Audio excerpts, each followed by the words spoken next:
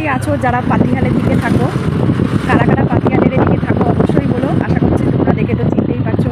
এই যে পাতিহাল স্টেশনের কাছাকাছি আমরা চলে এসেছি।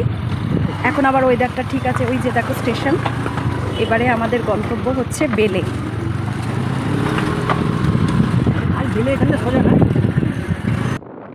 বাইকে করে গেছি বলে সময়ের অনেকটা আগেই আমি বেলেতে পৌঁছে গিয়েছিলাম। তো ওখানে গিয়ে প্রথমেই আমি ওখানে পৌঁছে যে দিদি সেন্টারে এক্সাম নেবার কথা, দিদিকে ফোন করে জেনে নিলাম যে সব কিছু একেবারে রেডি হয়ে গেছে কি না, নইলে আমি আগেই আর কি সিংহবাহিনী মায়ের মন্দিরে ঘুরে আসব। তো দিদিও বলল তবলজি তখনও আসেনি, তাই বললাম যে ঠিক আছে এদিকটা আপনি রেডি করুন, আমি তাহলে মন্দিরে একবার মাকে দর্শন করে আসি।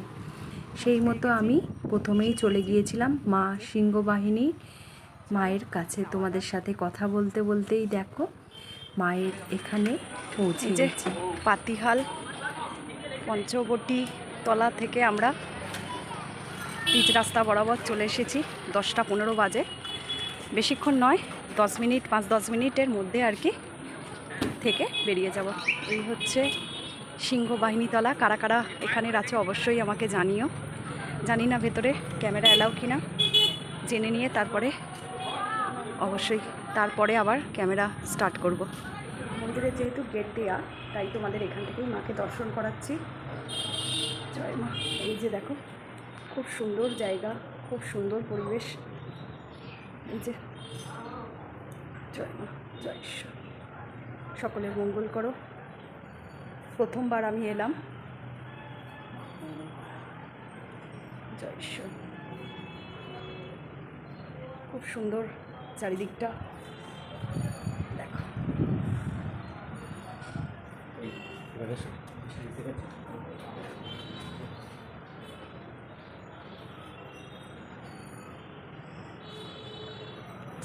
বৃষ্টি পড়ছে বলে একটু দাঁড়িয়ে গেছে মন্দিরের এখানেই আর কি, একটু দাঁড়িয়ে যাই, বৃষ্টিটা একটু থামলে বেরোবো আর কি।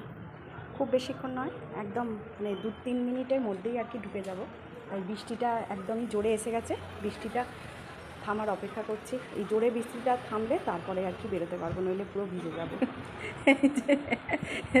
বলো কেমন লাগছে?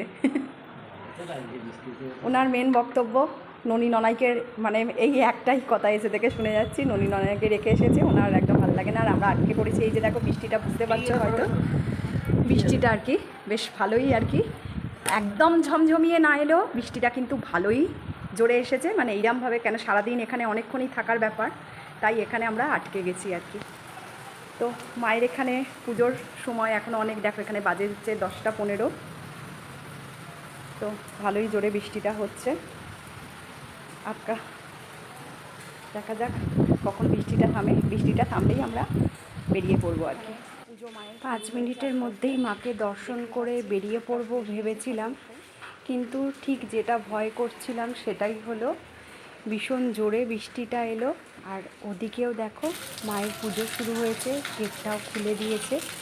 তাই ওয়েট করা ছাড়া আর কিছু উপায় ছিল না, তাই একটু ওয়েটই করে গিয়েছিলাম। যেহেতু কাছাকাছি চলেই এসেছি, খুব একটা অসুবিধে হবে না ভেবে একটু মন্দিরেতে আমরা ওয়েট করে গেছিলাম।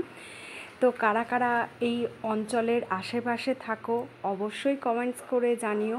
আর আজকে আমার এই ব্লগটা তোমাদের কেমন লাগলো সেটাও কিন্তু কমেন্টস করে বলো। আজকের ব্লগটা আমি এই অবধিই রাখছি।